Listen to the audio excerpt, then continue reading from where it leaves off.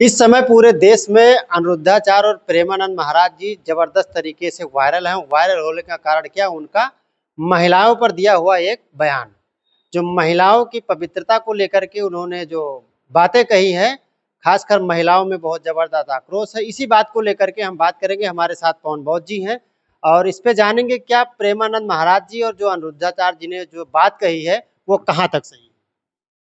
देखिए, आपके चैनल को मैं धन्यवाद देना चाहता हूँ। दूसरी चीज़, जहाँ तक सवाल ये है कि अनिरुद्धाचार्य और प्रेमानंद जो कथावाचक हैं या अपने आप को संत कहवाते हैं, वो संत की परिभाषा ही नहीं जानते हैं। दूसरी चीज़, वो कथावाचक जो अनिरुद्धाचार्य है, ऐसे संतों को, ऐसे कथावाचकों को मनरेगा का कार्ड सरकार को बना करके इनको 100 दिन का रोजगार गारंटी देना चाहिए, इनको फावड़ा पकड़ाना चाहिए और इनसे काम लेना चाहिए।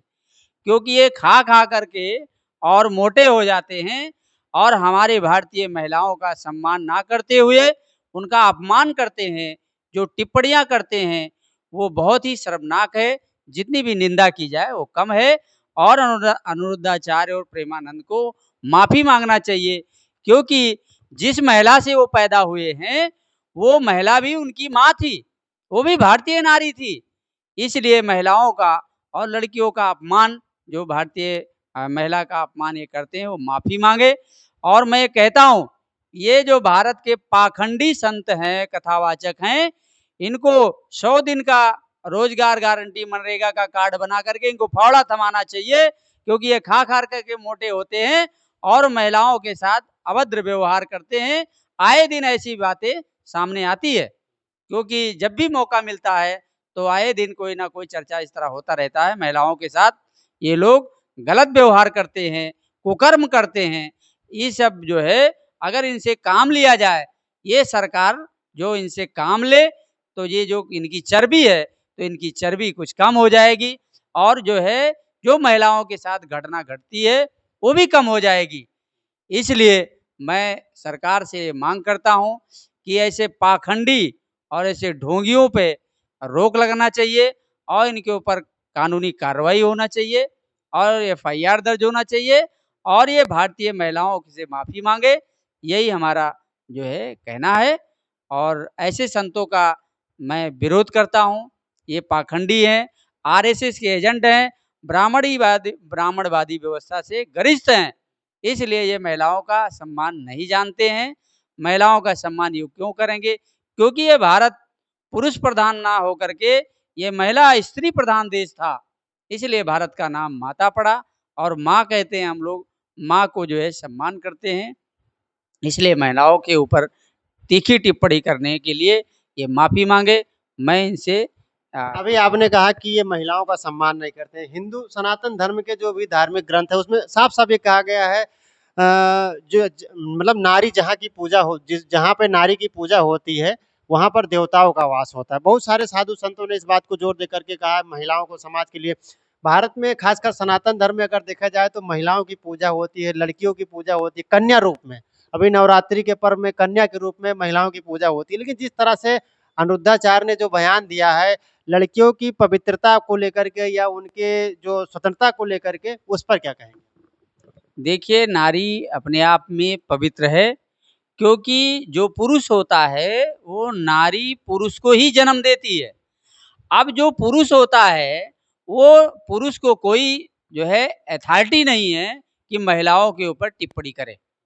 मेरा सीधा सवाल है, क्योंकि कोई भी पुरुष किसी भी महिला के प्रति कोई टिप्पणी करने का कोई राइट नहीं है। राइट अगर है तो महिला महिला के प्रति कर सकती है, लेकिन जो पुरुष जिस महिला से पैदा हुई है वो महिलाओं का टिप्पणी पुरुष को करने का कोई राइट नहीं है। इसलिए, और जहाँ तक सवाल है कि सनातन, सनातन मेरा है, बौद्धिस्टों का है। ये भारत बौद्धमय था और ये सनातन सनातन जो ये पाखंडी लोग चिल्लाते रहते हैं, यहाँ तक मीडिया के लोग भी, जो बिकाऊ मीडिया है या आरएसएस बीजेपी वाली मीडिया है, वो लोग अभी तो सनातन का परिभाषा ही नहीं जानते। इस सनातन क्या अभी तक हिंदू बना रहे थे। हिंदू हमारे लोग बन नहीं पा रहे। तो जब हिंदू नहीं बन पा रहे हैं, वर्ण व्यवस्था के तहत यदि भारत में कोई भी व्यक्ति अगर हिंदू बनना चाहता है तो हिंदू में किस स्थान पे रखा जाएगा? जैसे वर्ण व्यवस्था है, ब्राह्मण, क्षत्रिय, वैश्य और शूद्र। यदि कोई हिंदू बनना चाहता है तो उसको किस कैटेगरी में रखा जाएगा? अछूत मानोगे, शूद्र मानोगे, क्या मानोगे भाई? इसलिए ब्राह्मण हमेशा अपने को छुपाने के लिए, अपनी कृत्य छुपाने के लिए, गंदी सोच छिपाने के लिए वो हिंदू हिंदू रटता है। अब जो है वो सनातन रट रहा है, क्योंकि हमारे भारत में ओबीसी एससी के लोग पढ़ लिख करके बुद्धिमान हो गए, जानकारी हो गई, इनके षड्यंत्र का पर्दा खुल गया। इसलिए ये जो है सनातन बता करके और ये हमारे अपनी मूर्खता छुपाने का काम करते हैं। इसलिए अब ज़्यादा दिन देर नहीं लगेगा और इनकी 3.5% संख्या है।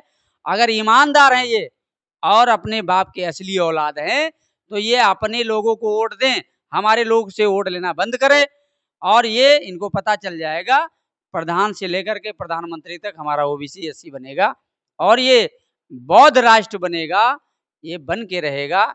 इसलिए मैं अपनी बात आप बौद्ध राष्ट्र कह रहे हैं, बौद्ध राष्ट्र की बात कर रहे हैं। आपने आगे ये भी कहा कि ये भारत बौद्धमय था। क्या कारण रहा कि भारत जो बौद्ध की परंपरा है वो भारत से निकल करके दुनिया में फैल गई और भारत में ये नाम मात्र के लिए रह गई? देखिए, जिस देश का कल्चर, जिस देश की शिक्षा अगर गिरा दिया जाए, जिस देश का सिलेबस खराब कर दिया जाए, तो उस देश को ज़्यादा दिन समय नहीं लगेगा बर्बाद होने में, कम समय में बर्बाद हो सकता है। इसलिए भारत में जो शिक्षा का मामला है, हुनर का मामला है, छोटे-छोटे राज्य हैं जो विदेशों में, तमाम ऐसे राज्य जो सामने आ रहे हैं। भारत ऐसा विशाल राष्ट्र जो और राज्यों से क्यों पीछे है भाई? कभी ये हमारा देश, भारत देश जो है, विदेश के लोग हमारे देश में पढ़ने आते थे।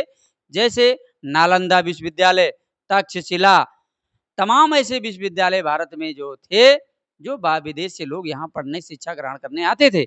इसलिए भारत जो है शिक्षा पे जोर दिया और इस देश को बहुत आगे बढ़ाया। हमारे लोग इंजीनियर का काम करते थे, अष्टधातु की जो मूर्तियां बनाने का काम करते थे, वो हमारे पुरखों का काम है। 8 धातुओं को मिलाने का काम कोई इंजीनियर से कम टेक्नोलॉजी नहीं है। इसलिए हमारा देश हमेशा विकसित रहा है और विकसित रहेगा। जब तक ये चोटियाधारी, ये 3.5% विदेशी लोग, ब्राह्मण लोग यहाँ अपनी पोपो डंडा जो धर्म पाखंड फैला करके हमारे देश को जो बर्बाद कर रहे हैं, पिछड़ी जात अनुसूचित जाति के लोगों को बर्बाद कर रहे हैं। हमारे 60% 80% लड़के पढ़े लिखे नवयुवक लोग बेरोजगार घूम रहे हैं, ये नौकरियां नहीं दे पा रहे हैं, शिक्षा नहीं दे पा रहे हैं, स्वास्थ्य नहीं सही से स्वास्थ्य की जो है व्यवस्था नहीं मिल पा रही है। तो मैं ये कहना चाहता हूँ, ये जो भी बाबा लोग हैं भारत में, ये बाबा लोग जो है ये आरएसएस के एजेंट हैं और ये ब्राह्मणों की एक व्यवस्था है, उस व्यवस्था के एजेंट हैं। इसलिए जब तक इनकी व्यवस्था जिंदा रहेगी, हम इनकी व्यवस्था को उखाड़ के फेंकेंगे।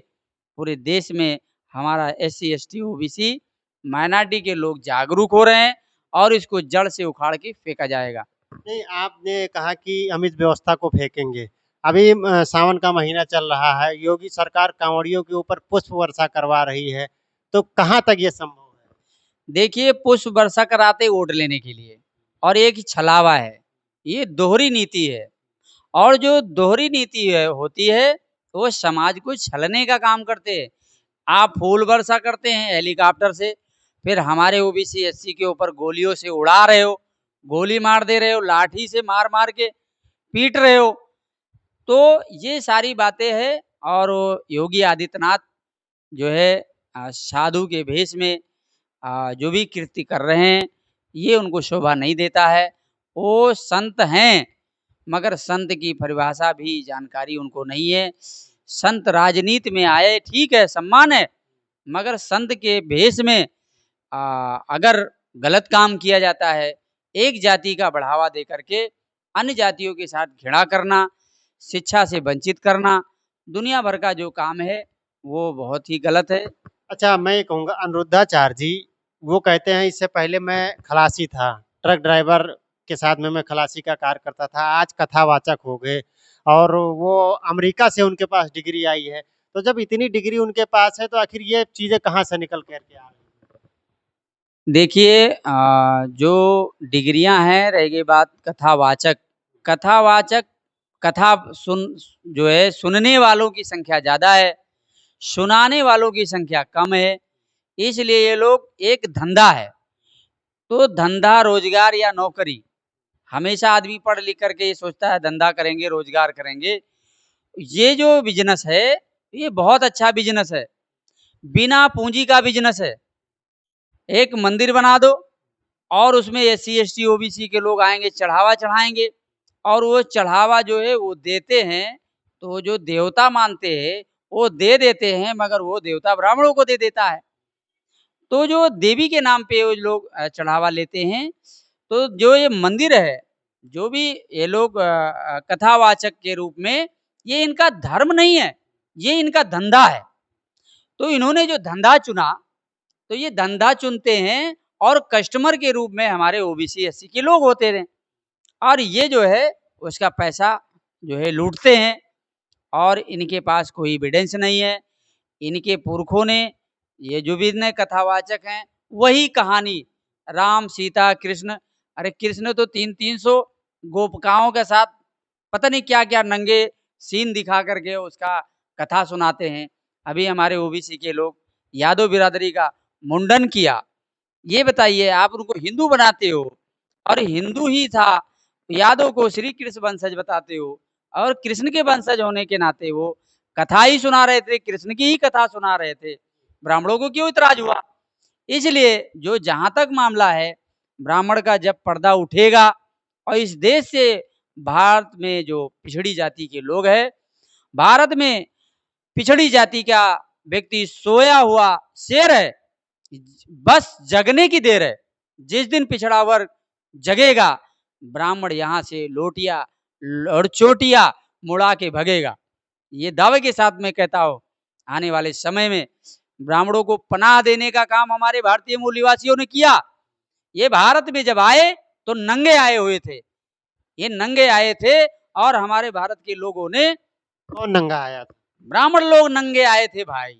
आज भी ये ब्राह्मण समाज के लोग तो ये कहते हैं कि सबसे विद्वान हैं, पढ़े लिखे ब्राह्मण समाज के लोग हैं।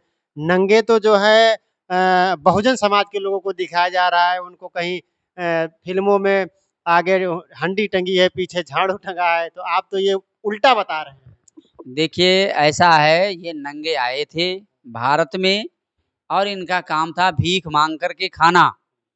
भीख मांग करके खाते थे और जो है इनका गाय पालने का काम था, गाय का भी मांस खाते थे और नंगे घूमते थे। भारत में जब आया, यहाँ के कल्चर को देखा, तो यहाँ के कल्चर के वजह से ये यहाँ रुक गए और जब देखा तो हमारे लोगों ने इनको खाने पीने की व्यवस्था किया, सम्मान भी किया इनका। यहाँ तक हमारे लोग आज भी वर्तमान में 9 दिन का व्रत रहता है हमारा आदमी, फिर 5 ब्राह्मण खिला करके तो पानी पीता है। हमारा आदमी जो ओबीसी एससी का आदमी होता है, वो ईमानदार होता है और वो इतना ईमानदार होता है कि उसको ब्राह्मण छलने का काम करता है।